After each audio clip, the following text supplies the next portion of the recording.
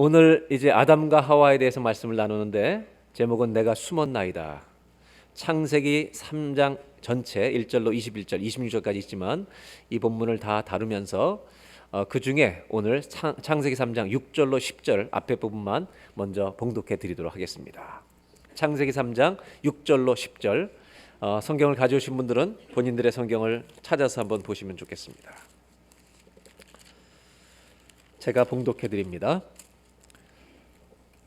여자가 그 나무를 본즉 먹음직도 하고 보암직도 하고 지혜롭게 할 만큼 탐스럽기도 한 나무인지라 여자가 그 열매를 따먹고 자기와 함께 있는 남편에게도 주매 그도 먹은지라.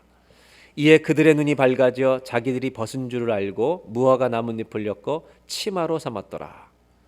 그들이 그날 바람이 불 때 동산에 거니시는 여호와 하나님의 소리를 듣고 아담과 그의 아내가 여호와 하나님의 낯을 피하여 동산 나무 사이에 숨은지라. 여호와 하나님이 아담을 부르시며 그에게 이르시되 내가 어디 있느냐. 10절 다 같이 읽겠습니다. 이르되 내가 동산에서 하나님의 소리를 듣고 내가 벗었으므로 두려워하여 숨었나이다. 아담이 대답하기를 내가 두려워하여 숨었나이다 라고 말하고 있습니다. 오늘 아담과 하와 이야기를 들어가기 전에 제가 어린 시절에 좋아했던 TV에 나오는 이야기를 하나 소개해 주려고 했는데, 이야기가 아니라 좋아했던 거. 그게 뭐냐면 흑백 TV 시절에 좋아했던 건데요, 형사 콜럼보라고 하는 것입니다. 그거를 특별히 좋아했던 이유는 그 콜럼보가 굉장히 어리숙해 보이는 사람인데 자기보다 더 똑똑해 보이는 범인을 반드시 잡아낸다는 것입니다. 그의 매력은 뭐냐면 바바리 하나 걸치고 멍청해 보이는 사람이 범인으로 잡힐 것 같은 바로 그 사람, 마지막에는 그 사람이 범인인데 범인한테 굉장히 평범해 보이는 질문인데 가슴을 서늘케 하는 질문을 던진다는 겁니다. 그래서 이 콜럼보는 어리숙한 모습으로 끝까지 범인을 찾아내서 처벌한다는 속이 시원한 이야기 때문에 참 좋아했습니다. 그런데 여러분, 아담과 하와 이야기를 읽을 때는 다르게 읽으셔야 한다는 겁니다. 이 콜럼보는 자기와 아무런 관계가 없는 범인을 잡아 처벌해서 우리로 하여금 속이 시원케 해주는 이야기지만, 아담과 하와가 범죄한 이야기는 하나님이 처음으로 만드신 가장 사랑을 쏟으신 인간이 저지른 범죄였다는 것입니다. 아무런 관계가 없는 게 아니라 내 자식 중에 자식 같은 자녀가 하나님을 대항하는 죄를 지었다는 것입니다. 그래서 콜럼보라는 이 드라마를 볼 때는 저도 굉장히 어린 시절에 누가 범인일까 계속 고민하면서 내가 마치 콜럼보인 것처럼 봤습니다. 근데 아담과 하와의 이야기를 읽을 때는 하나님이 돼서 읽으시면 안 되고 우리가 아담이 돼서 읽어야 된다는 것입니다. 내가 이렇게 했을 때 하나님 마음이 어떠셨을까? 결국 콜럼보의 결말은 시원하게 끝나지만 아담과 하와의 이야기는 읽어보면 참 죄송한 마음으로 끝이 납니다. 왜냐하면 우리 같은 죄인을 처벌하지 않으시고 끝까지 설득해서 당신의 희생을 통해 우리를 회복시키는 이야기로 끝이 나기 때문입니다. 또 한 가지는 우리가 창세기 이제 출애굽기 계속 인물들을 공부할 텐데, 성경을 읽으면서 우리가 한 가지 믿음이라는 단어, 신앙이라는 단어, 이 영성이라는 단어를 쓸 때 조심해서 썼으면 좋겠다는 것입니다. 이걸 너무 추상적으로 사용하지 말자는 겁니다. 믿음이라고 하는 이 단어가 너무 거룩한 종교적인 언어로만 우리가 사용하지 말자는 겁니다. 신앙은, 믿음은 거룩한 이야기가 아니라 우리 죄인들의 삶 속에서 태어나는 이야기라는 것입니다. 믿음은 절대로 위선에서 태어날 수 없습니다. 그래서 창녀든지 어떤 죄를 졌든지 자기 죄를 고백하는, 자기 죄를 드러내는 그 모든 사람을 예수님은 다 껴안아 주셨지만, 두 손 들고 사람들이 보는 앞에서 기도하면서 자기가 거룩한 것처럼 행세하는 바리새인들에게는 어떤 구원도 예수님은 약속하신 적이 없다는 것입니다. 아담과 하와의 이야기처럼 믿음은 인간이 누구나 저지를 수 있는 우리의 흔한 삶 속에서 일어나는 죄인들 가운데 일어나는 이야기라는 것입니다. 죄와 욕심이라면 무슨 짓도 할 수 있는 우리들, 사람들과 그들을 끝까지 살아가고 끝까지 찾아오시는 하나님을 깨닫고 그 죄인된 우리의 자신을 발견하며 가슴을 치며 돌아오게 되는 이야기가 성경이 말하는 믿음의 이야기라는 것입니다. 그래서 죄송하지만 신앙은 모범생들의 이야기가 아니라 죄 때문에 바닥을 쳐본 사람들의 이야기라는 것을 염두에 두고 우리는 믿음이라는 단어를 사용하면 좋겠다는 겁니다. 오늘 그래서 저는 아담과 하와를 통해서 하나님의 우리에게 주시는 게 뭘까? 이 아담과 하와 이야기, 창조하신 후에 그 하나님을 반역했던 가장 사랑했던 첫 인간의 이 죄악, 그리고 그들을 다루시는 하나님을 보면서 하나님이 우리에게 주신 이야기가 뭘까? 메시지가 뭘까? 저는 세 가지 단어를 오늘 나누려고 합니다. 첫 번째가 죄라고 하는 단어입니다. 죄가 무엇인가? 그리고 그 죄가 끼치는, 인간에게 끼치는 이 영향력이 얼마나 나쁘고 악한 것인가? 두 번째는 이 죄인들을 찾아오시는 하나님의 베푸시는 은혜가 뭘까? 은혜라는 것이 과연 무엇일까? 마지막 세 번째는 그 은혜를 베푸시는 것을 받아들이는 믿음이라고 하는 것의 이 정의가 과연 무엇일까? 이것을 아담과 하와 이야기를 통해서 나누려고 하는 것이고요. 지난주에 말씀드린 것처럼 성경은 전체가 창세기부터 계시록까지 66권이 한 권의 이야기인 것처럼 그 전체 이야기가 아담과 하와의 이야기 속에서도 그대로 또 드러나고 있다는 것입니다. 그래서 제일 먼저 오늘 나누려고 하는 것은 죄에 대한 이야기를 좀 나누려고 하는 겁니다. 죄를 이해하시려면 창조주 하나님을 먼저 이해하는 게 필요합니다. 1장에 하나님은 창조하시면서 이 모든 자연세계를 창조하시는데 창조하신 방법은 우리가 다 알지 못하지만 창조된 결과 안에 있는 법칙이 있는데 그게 뭐냐? 자연의 법칙이라는 것입니다. 봄, 여름, 가을, 겨울에 이 흘러가는 자연의 법칙은 아무도 막을 수 없습니다. 또 우리가 알고 있는 만유인력의 법칙처럼 사고가 떨어지는 것처럼 이 중력의 법칙은 우리가 선택할 수 있는 것들이 아니라는 겁니다. 이것은 주어져 있는 것이고 받아들여야 되는 것이고 만약 이것을 거부하면 그 사람은 죽습니다. 아주 간단합니다. 중력의 법칙을 나는 믿지 않아. 그러면 아파트 10층 가서 직접 실험을 해보시면 그 처절한 결과를 여러분 맛보시게 될 것입니다.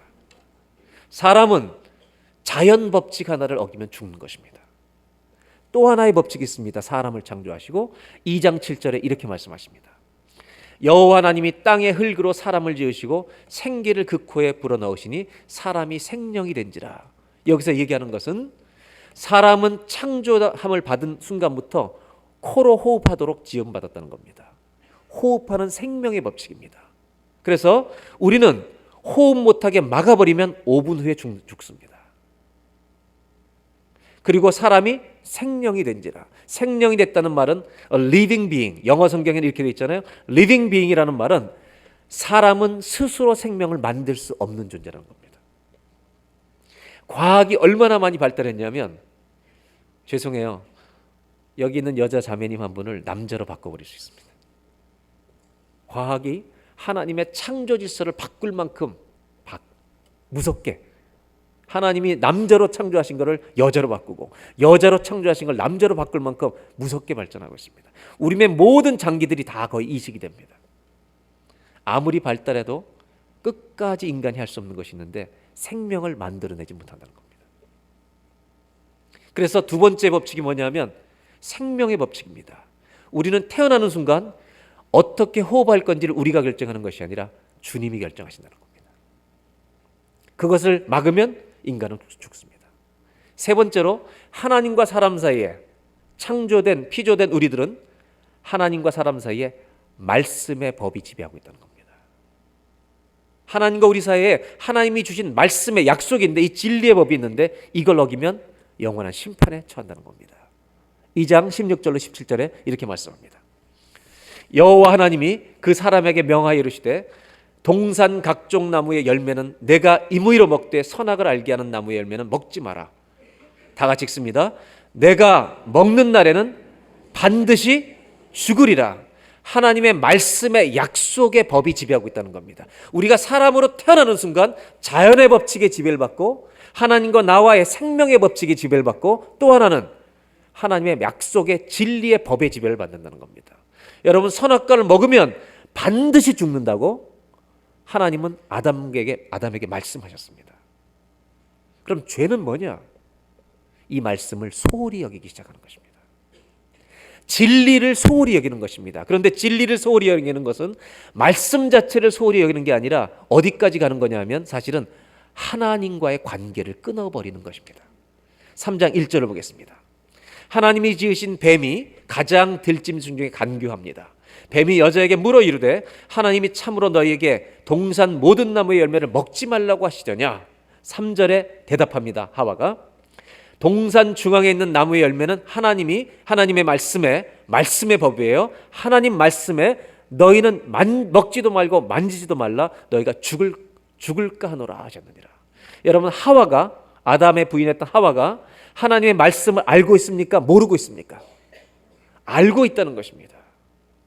여러분, 세상의 수많은 지식과 철학과 가짜와 이단들이, 다른 종교들이 우리에게 대해서 끝까지 주님 오시는 날까지 하나님의 말씀이 진리냐고 자꾸 물어볼 것입니다. 그 진리를 얼만큼 붙들고 있느냐에 따라 우리는 죄와 싸워서 이길 수도 있고 질 수도 있다는 것입니다. 이렇게 먹지도 말고 만지지도 말라는 말은 사실 없었어요. 그런데 다 먹을 수 있는 자유를 주셨는데 이거 하나 먹지 마라. 주님은 선악을 먼저 알기를 원하지 않고요, 하나님의 말씀에 순종하는 것을 먼저 배우기를 우리에게 원하셨습니다. 그러자 여자가 약간 다른 얘기하니까 뱀이 이렇게 말합니다. 다 같이 한번 한 절만 4절 읽겠습니다. 시작. 뱀이 여자에게 이르되 너희가 결코 죽지 아니하리라. 여러분, 사단의 말은 전혀 다른 게 아니라 하나님의 법과 약간 다른 겁니다.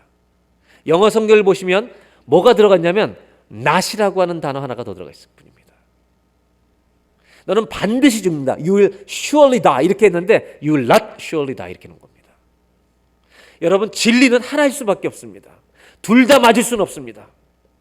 선악과를 먹으면 죽든지 살든지 하나밖에 없습니다. 그런데 안타깝게도 6절에 여자가 이렇게 합니다. 여자가 그 나무를 본즉, 이 뱀의 말을 듣고 보니까 뭐라고 얘기하냐면 죽지 아니하리라. 그 다음에 한마디를 더 하죠. 이걸 먹으면 절대 안 죽고 너도 하나님처럼 될 것이다 라는 겁니다. 그러자 여자가 그 나무를 본즉 먹음직도 하고 보암직도 하고 지혜롭게 할 만큼 탐스럽기도 한 나무인지라. 누가 했다고요? 누가 그렇게 봤다고요? 남자가 아니라 여자입니다. 그 다음에 밑줄 부분은 여자들이 죄송한 마음으로 좀 읽어주시길 바랍니다. 시작. 여자가 그 열매를 따먹고 자기와 함께 있는 남편에게도 주매 그도 먹은지라. 인간의 비극입니다. 그것은 뭐냐면 하나님의 말씀을 버렸다는 것입니다. 죄의 출발은 말씀을 버리는 데서부터 오는 겁니다. 그리고 이 말씀을 버린다는 것은 어떤 의미가 있느냐? 나를 창조하신, 여러분, 하나님과 아담 하와 부부밖에 없는 이 상황 속에서 나를 가장 아끼고 사랑하시는 창조주 하나님의 말을 거절하는 이 엄청난 죄악을 저질러 버리는 겁니다. 여러분, 사람과의 관계를 끌어버리는 최고의 길은요, 말을 부정하는 겁니다. 옆에 사람이 무슨 말 하든지 아니야 얘기해봐요. 끝나는 겁니다. 여러분. 너무 덥지? 뭐가 더워? 관계가 안 되는 거예요, 사람하고는. 말을 부정한다는 것은요, 그 사람을 부정하는 겁니다. 상대방을 부정하는 것입니다. 그리고 남자의 비극은 주님 말씀보다 여자 말씀을 들었다는 것입니다. 사랑하는 남자 여러분, 아내가 아무리 무서워도 주님 말을 먼저 듣기를 바랍니다. 결국 이 둘은 선악과를 따먹고 놀라운 자기 자신의 모습을 보게 된다. 그건 뭐냐면 그걸 먹으면 먹음직도 하고 보암직도 하고 지혜로워질 줄 알았는데 바로 두려움이 찾아오기 시작했다는 겁니다. 그리고 아담아 내가 어디 있느냐 물어보실 때 그들은 나무 밑에 피해서 주님을 보기를 꺼려했습니다. 그리고 내가 숨었다고 고백한다는 말입니다. 죄는 관계에 치명적인 타격을 주는 것입니다. 두려움과 수치심, 죄는 우리에게 이러한 것들을 계속 가져오게 합니다. 그리고 더 나아가서 뭐가 생기느냐면요, 자기 의로 자기를 둘러싸기 시작합니다. 11절, 12절. 나뭇잎을 가리고 숨었는데요. 11절에 이렇게 말합니다. 누가 너의 벗었음을 내게 알렸느냐. 나뭇잎을 가지고 자기 옷을 만들어 가렸잖아요. 내가 너에게 먹지 말라 명한 그 나무 열매를 내가 먹었느냐. 그때 12절에 아담이 대답합니다. 다 같이 한번 읽어볼까요? 아담이 이르되 하나님이 주셔서 나와 함께 있게 하신 여자 그가 그 나무 열매를 내게 주므로 내가 먹었나이다. 결국 이 선악과를 내가 먹은 건 내가 잘못해서 먹은 게 아니라 두 분이 잘못하신 것입니다. 첫째는 누구예요? 그녀. 두 번째는 그녀를 만드신 하나님. 결국 내 죄의 장본인은 누구냐? 주님이십니다. 여러분, 죄를 지면 사람은 추해집니다. 비겁해지고요.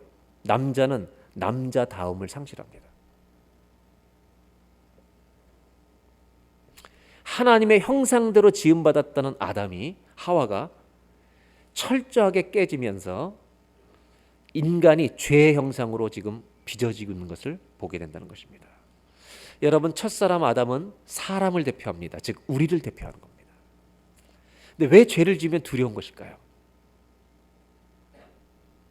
그 죄 안에 죽음이 있고 하나님의 심판이 있기 때문입니다. 아담은 죄를 짓고 나서 금방 알았습니다. 두려운 것을. 하나님 앞에 죄는 두렵게 만드는 것입니다.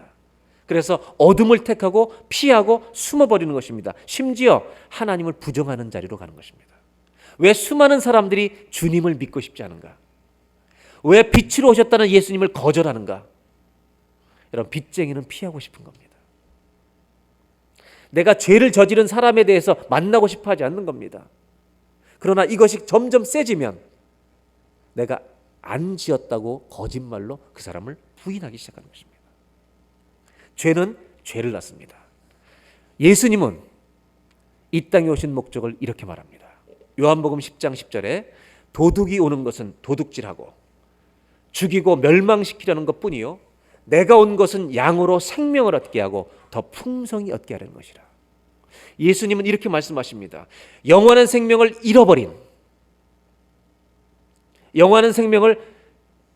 잃어버린 아담과 하와처럼 우리 모든 죄인들이 하나님 앞에서 영생을 잃어버렸는데 예수님이 오신 목적은 우리에게 영원한 생명을 주실 뿐만 아니라 더 나아가서 풍성한 삶을 살도록 그 삶을 풍성히 누리도록 얻게 하기 위해서 예수님 오셨다고 말씀하시는 겁니다. 이거는 하나님이 창조하실 때 인간에게 주신 목적 중에 하나입니다.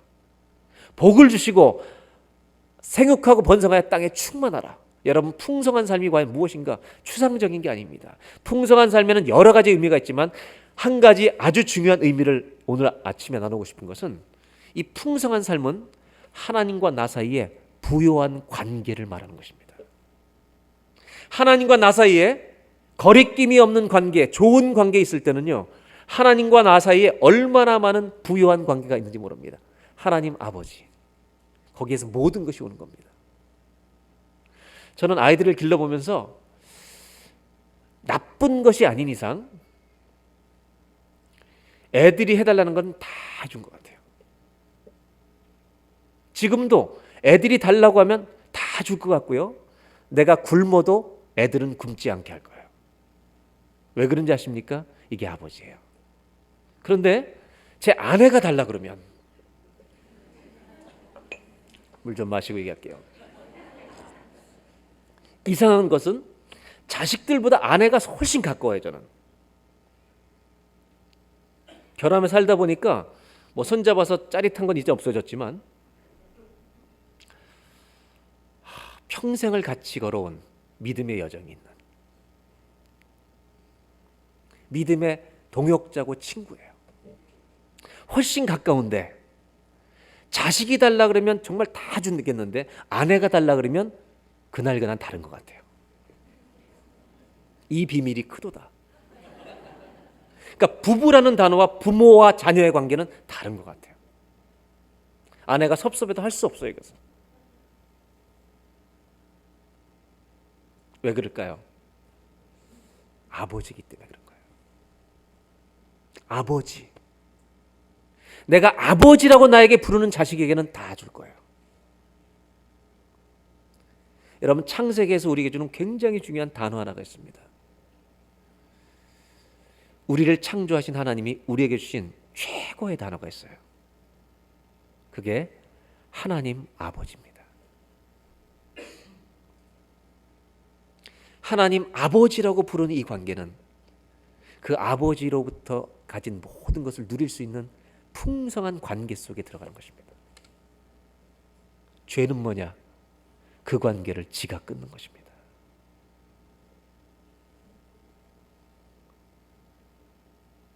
죄는 그 관계의 부요함을 스스로 차단해버리는 것입니다. 그리고 비참한 자리로 들어가 숨어버리는 것입니다. 사랑하는 여러분, 누가복음 15장에 탕자가 아버지 집을 떠나 멀리 갑니다. 그리고 점점 돈을 다 쓰고 먹을 것이 없어 이제 죽게 됐을 때 탕자는 자신에게 이렇게 고백합니다. 독백을 합니다. 아버지의 집에는 먹을 것이 많은데 이게 아버지입니다. 내 아버지 집에는 오늘도 먹을 게 많은데 나는 아버지를 떠나서 줄여서 죽겠구나. 여러분, 죄는 하나님을 떠나는 것입니다. 그래서 여러분, 이 탕자는 살겠다고 아버지 집으로 돌아가는 겁니다. 종으로 살겠다고. 믿음이라는 건 뭐냐? 거룩한 단어가 아닙니다. 내가 하나님 앞에 죄인이라는 것을 처절하게 깨닫고 죄와 욕심과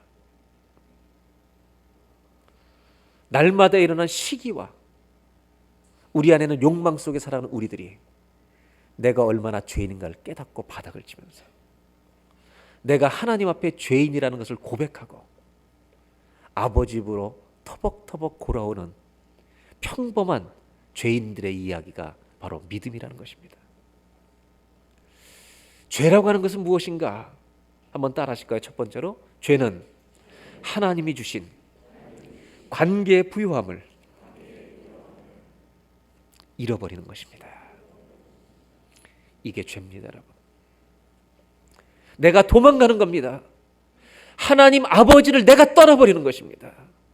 내가 관계를 끊어버리는 것입니다. 그분 안에 있는 풍성함을 내가 스스로 잃어버리는 것입니다.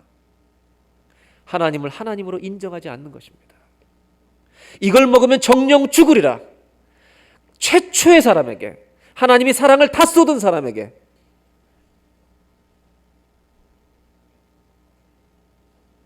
하나님의 말씀은 진리가 아니라고 거역했을 때 주님의 마음은 얼마나 아프셨을까? 우리도 똑같습니다. 우리가 아담입니다. 여러분, 이 죄인을 살려내는 길은, 어둠에서 빛으로 나오게 하는 그 길은 우리에게 없다는 것입니다.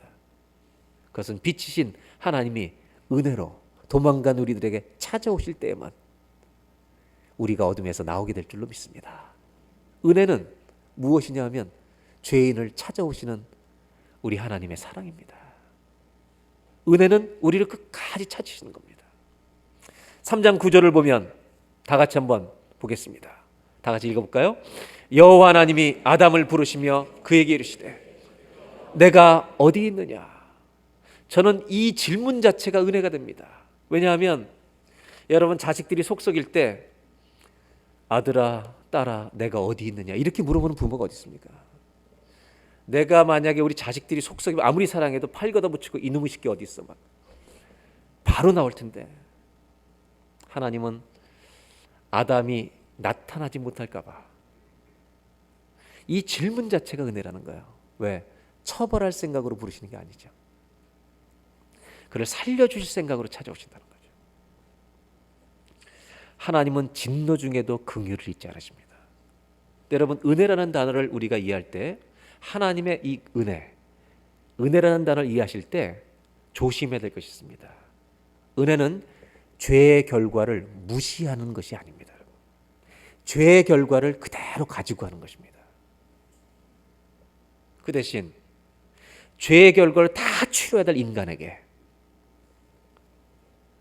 그 결과를 묻지 않으시고 그 처벌을 100% 다 받도록 허락하지 않으시고 인간이 받아야 될 희생을 하나님 아버지가 당해 주신다는 것이 은혜입니다. 결국 하나님은 아담과 했던 약속, 네가 정령 죽이라는 말씀은 지킵니다. 19절을 볼까요? 선악과를 따먹는 순간 영원한 생명으로 지음받았던 아담과 하와는 영생을 잃어버립니다. 그래서 그 죄의 결과가 흙이니 너는 흙으로 돌아갈 것이라고 말씀하십니다. 그리고 23절, 더 큰 비극은 낙원을 잃어버리는 것입니다. 에덴 동산에서 그를 추방시키는 것입니다. 수고하고 땀을 흘려야만 먹을 수 있게끔 죄 때문에 살게 하신다는 겁니다. 그런데 에덴 동산에서 추방하는 영원한 생명을 잃어버리는 것은 어쩔 수 없는 약속이었는데, 그러면 영원한 생명을 잃어버리고 죽어버린 다음에 하나님의 영원한 심판을 받고 지옥에 가야 하는 이 영원한 형벌 가운데 그가 들어가야 되는가? 하나님은 그를 영생은 잃게 하시지만 21절에 그의 모든 인생이 죽음과 심판으로 끝내지 않고 하나님의 은혜 속에 다시 영원한 생명을 얻는 길을 예비해 두신다는 것입니다. 21절, 여호와 하나님이 아담과 그의 아내를 위하여 가죽옷을 지어 입히시니라. 은혜는 진리에 손상을 입히지 않는다는 것입니다. 하나님의 약속을 다 지키면서 베풀어 주시는 것입니다. 어떻게 베풀어 주시느냐? 그는 영생을 잃어버렸지만 영생을 잃어버린 인간에게 남는 것은 하나님의 심판과 저주밖에 없습니다. 그러나 그에게 가죽옷을 지어 입히셨다. 여기에 하나님의 특별한 사랑이 있다는 말입니다. 가죽옷은 두려워했던 이 인간 아담과 하와 우리들에게 이 두려움의 옷을 벗기시고 용서라는 옷을 입혀주셨다는 뜻입니다. 왜냐하면 가죽이라고 하는 것은 짐승을 죽여야만 나오는 것입니다. 여기서 하나님은 이 리뎀션, 대속이라는 것을 가르쳐 주시는 겁니다. 인간의 죄에 대해서 누군가 반드시 대가를 지불해야만 용서가 된다는 것입니다. 이 용서를, 이 은혜를 입은 사람의 특징은 나 같은 죄인에게 그런 큰 은혜를 베풀어 주실 때, 자격 없는 나 같은 죄인에게 나를 창조하신 한 명밖에 없는 아담, 또 하와, 최초의 인류 두 사람이 나 같은 이런 귀한 존재를 하나님을 거역한 죄인으로 우리가 스스로 몰락시켜 버렸는데, 우리를 끝까지 사랑해 준 이 사랑을 우리에게 보여줬을 때, 나 같은 죄인에게 받을 수 없는 은혜를 우리에게 주셨을 때, 은혜가 따라오는 것은 뭐냐? 내가 얼마나 소중한 사람인가를 다시 회복시켜 준다는 겁니다. 이것이 은혜에 담긴 힘이라는 것입니다. 결국 하나님은 이 은혜 가죽옷을 통해서 아담과 하와에게 그들이 저지른 죄의 결과, 영생은 잃어버렸지만 영생을 잃어버린 후에 심판과 형벌로 가지 않도록 하나님이 대속의 피를 흘려 그들을 용서한다는 가죽옷의 선물을 주셨다는 것입니다. 그리고 나서 24절을 보겠습니다. 이같이 하나님이 그 사람을 쫓아내시고 에덴 동산 동쪽에 그룹들과 두루 도는 불칼을 두어 생명나무의 길을 지키게 하시니라. 여러분, 한 가지만 질문해 볼까요? 생명나무를 못 먹도록 이제 그룹들, 천사를 통해 지킵니다. 그러면 선악과를 먹기 전에는 이 생명나무를 먹을 수 있었습니까? 없었습니까? 있었다는 것입니다. 여러분, 생명나무는 요한계시록에 다시 나옵니다. 천국에서 마음 놓고 따먹는 나무입니다. 이 생명나무는 예수 그리스도를 상징합니다. 그런데 그 생명나무를 아무도 우리가 스스로 가서 먹지 못하도록 하셨다는 것입니다.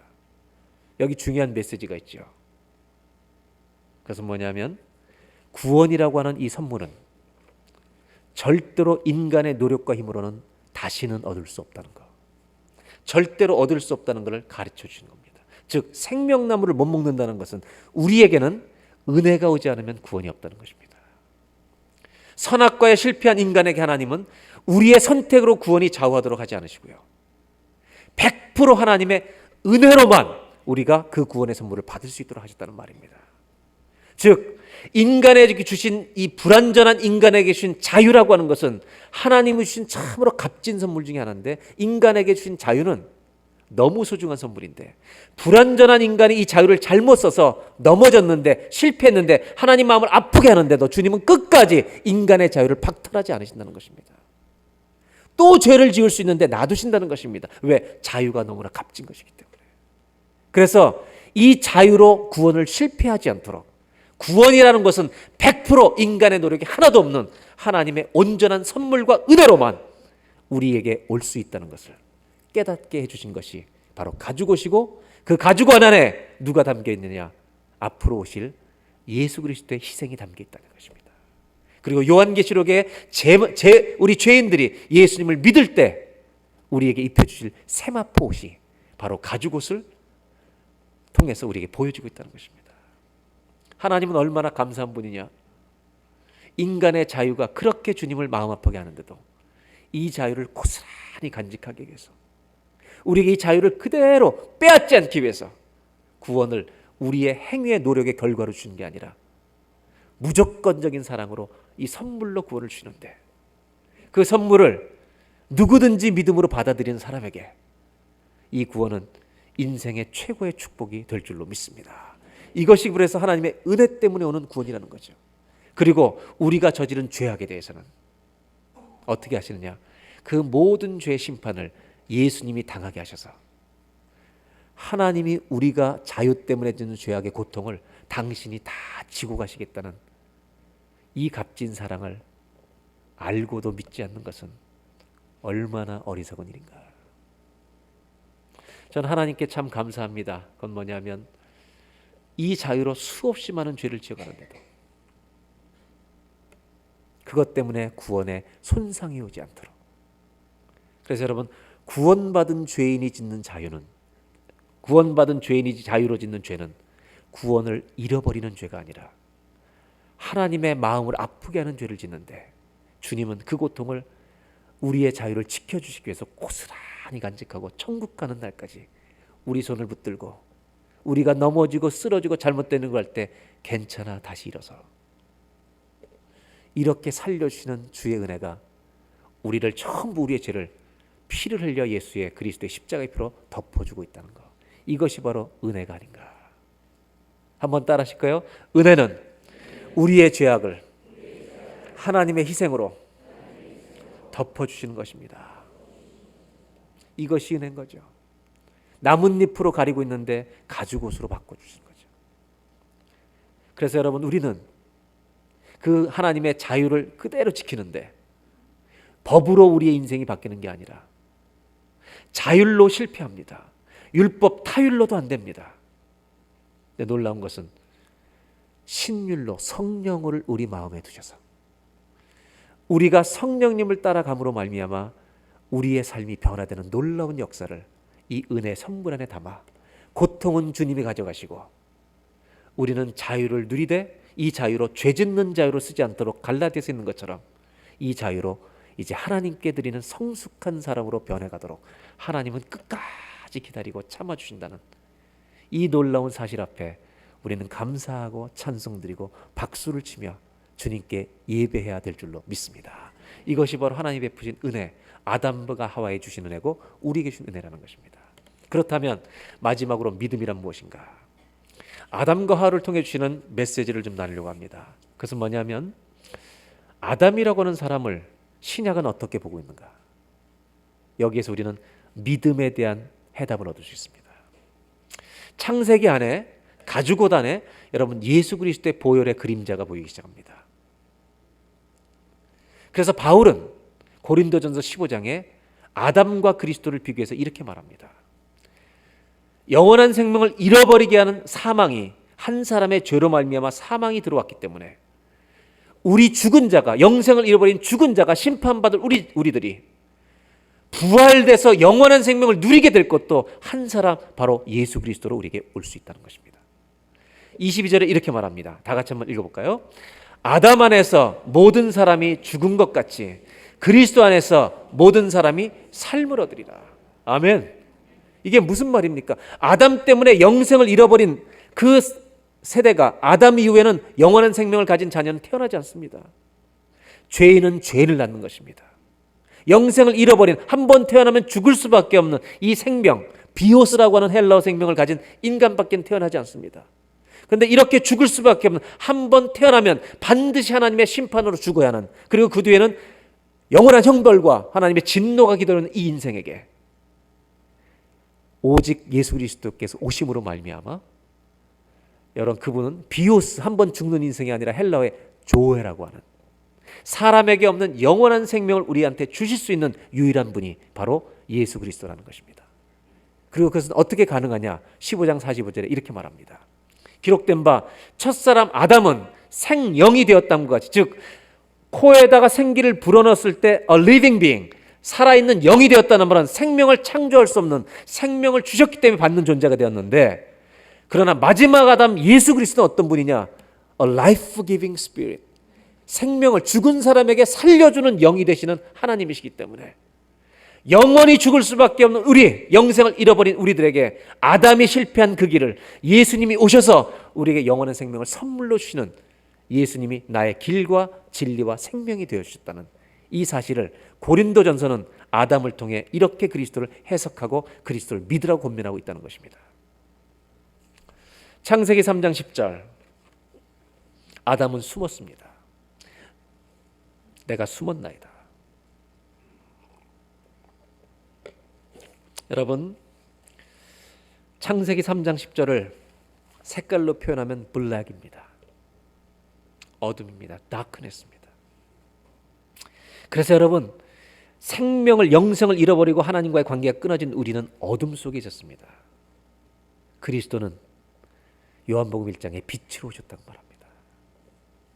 그런데 요한복음 1장 9절 10절에 참빛, 곧 세상에 와서 각 사람에게 비추는 예수 그리스도, 빛이 있었는데, 예수님이 오셨는데 그가 세상에 계셨으며 세상은 그로 말미암아 지은 바 되었을 때 말씀으로 창조하신 그 말씀이 예수 그리스도신데 세상이 그를 알지 못하였고, 세상이 그를 알지 못하고 환영도 안 했다는 겁니다. 어둠인데 빛 가운데로 나오지 않고 빛을 영접하지도 않았다는 겁니다. 11절 12절에 자기 땅에 오매 자기 백성이 영접하지 아니하였으나,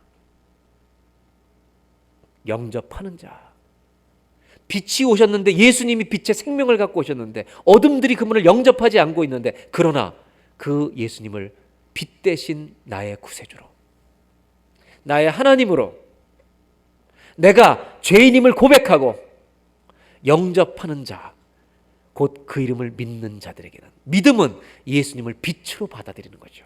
나의 구원으로 받아들이는 거죠. 그것을 믿는 자들에게는 내가 죄인으로서 바닥을 치며 살아왔던 나의 삶을 가슴을 치며 회개하고 하나님, 내가 죄인임을 고백합니다라고 믿을 때, 받아들일 때 하나님의 자녀가 되는 권세를 주시는 줄로 믿습니다.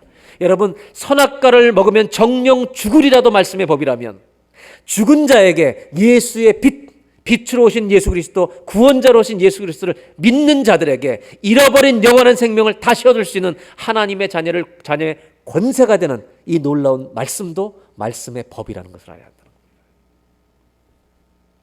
다시 말해서 하나님의 자녀가 된다는 것은, 우리가 하나님을 떠났었는데 그분을 하나님 아버지라고 부를 수 있도록 우리를 회복시켜 주신다는 것입니다. 하나님의 자녀, 즉 관계 부요함을 다시 누릴 수 있도록 회복시켜 준다는 겁니다. 그래서 탕자가 집에 돌아왔을 때 종으로 써달라고 부탁하고 돌아왔는데, 아버지는 신발 신기고 가락지 신기고 그 아들 껴안고 제일 좋은 옷을 갖다 입히라고, 그리고 말하죠. 내가 너의 주인이 아니라 아버지다. 믿음이 뭘까요? 믿음은, 한번 마지막으로 따르실까요? 믿음은 죄인이 창조주 하나님을 나의 아버지라고 부르는 것입니다. 아버지를 버린 우리들이, 어둠 속에 있는 우리들인데 아버지가 터벅터벅 우리에게 찾아오셔서 내가 너 아버지다라고 끝까지 얘기해서 설득하셨어요. 그 죄인의 자리에서, 어둠에서 나와 하나님을 껴안고 당신은 나의 아버지, 창조주 하나님은 나의 아버지라고 부르는 이 회복이 바로 믿음이라는 것을 성경은 말하고 있습니다. 여러분, 아버지가 계십니까? 하나님이 여러분의 아버지가 되십니까? 죄는 그 관계 부여함을 잃어버리는 것입니다. 은혜는 그 죄인을 찾아오시는 사랑입니다. 믿음은 인생의 바닥을 친 죄인, 하나님 앞에 내가 얼마나 추한 자인가를 깨달은 사람이 오늘도 그 정욕과 탐욕과 욕심 속에 그 길을 또 걸어가지만 그 죄인이 하나님이 얼마나 나를 사랑하시는지를 깨닫고 하나님, 내가 죄인입니다. 숨었습니다. 그러나 하나님이 나를 위해서 이렇게 사랑을 베푸신 나의 아버지라는 것을 고백합니다라고 결단하는 순간 믿음은 죄 가운데서 태어나는 것입니다. 죄와 은혜와 믿음이라는 이 세 단어가 만날 때 성경은 그것을 복음이라고 말합니다. 한번 따라하실까요? 하나님이 복음입니다. 하나님 안에 이 복음이 있는 것입니다. 저는 최근에 책을 읽으면서 공부 안 하기를 잘했다는 생각했습니다. 공부를 싫어한 편은 아니었는데 이과는 아니고 저는 문과였는데요. 문과 쪽으로 문학이나 이런 쪽으로 박사까지 안 한 게 얼마나 잘했는지 모르겠다. 그 전에 그런 생각을 단 한 번도 가져본 적이 없습니다. 교만한 편이었던 것 같은데 이 책을 읽다가 제가 철저히 깨졌습니다. 그 책은 이어령 씨가 쓴 책입니다. 그분이 쓴 책 가운데 소설로 떠나는 영성 순례라는 책이 있습니다. 그 중에 첫 번째 5권의 소설을 믿음에서 푸는 것인데 이분이 예수 믿고 나서 푼 건데 첫 번째 책이 제가 참 좋아했던 도스토예프스키의 소설의 가라마조프의 형제들의 이야기입니다. 저는 그분이 그 책을 해설한 것을 몇십 페이지 된 걸 읽으면서 내가 마치 까라마조프의 형제들을 10번 읽은 것처럼 10번을 읽은 것처럼 소설 전체를 10번 읽은 것보다 더 귀한 것을 깨닫게 해주는. 그래서 저는 이렇게 생각했습니다. 어떻게 사람이 이렇게 글을 쓸 수 있나. 이 이야기는 왜 얘기하는지는 다음 주에 가인과 아벨에서 to be continued.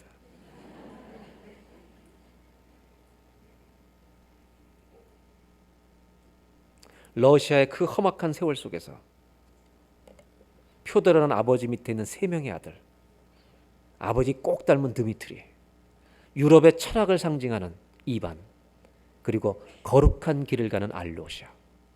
이 세 사람은 각자 다른 사람이 아니라 우리 모든 사람 안에 이 셋이 다 있다는 것입니다.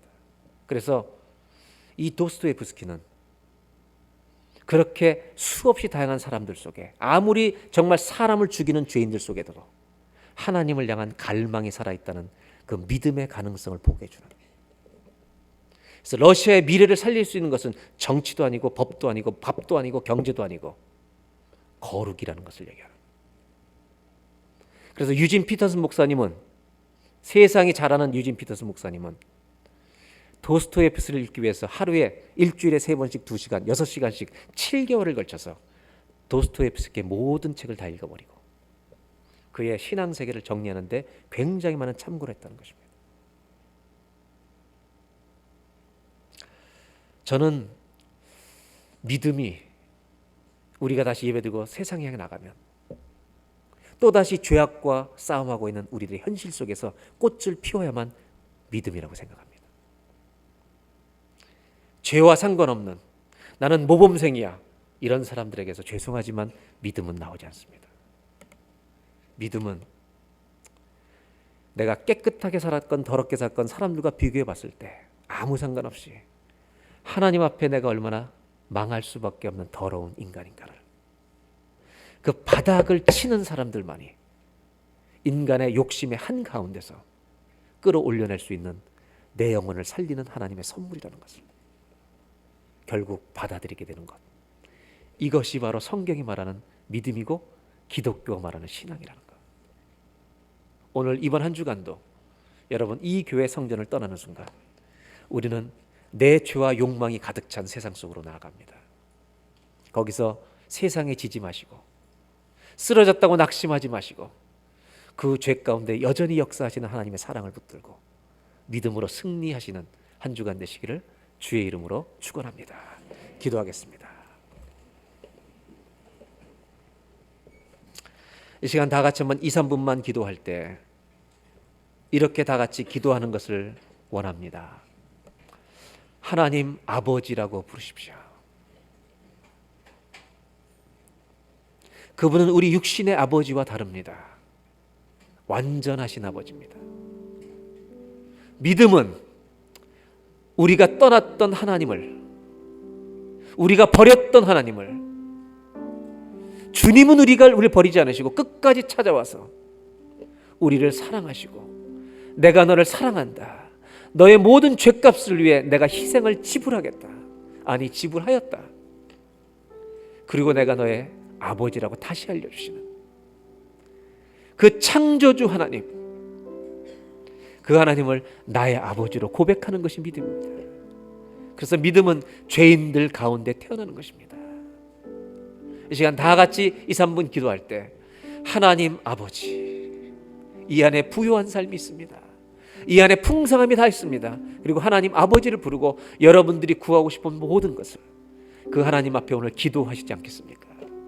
거룩이 필요한 분은 죄와 싸울 수 있는 힘을 달라고 기도하시고, 평생토록 돈밖에 몰랐던 사람들은 정말 하나님을 사랑하는 믿음을 달라고 기도하시고, 이 시간 다 같이 2, 3분 기도할 때 하나님 아버지 그렇게 부르면서 우리 2, 3분만 합심하여서 기도하겠습니다.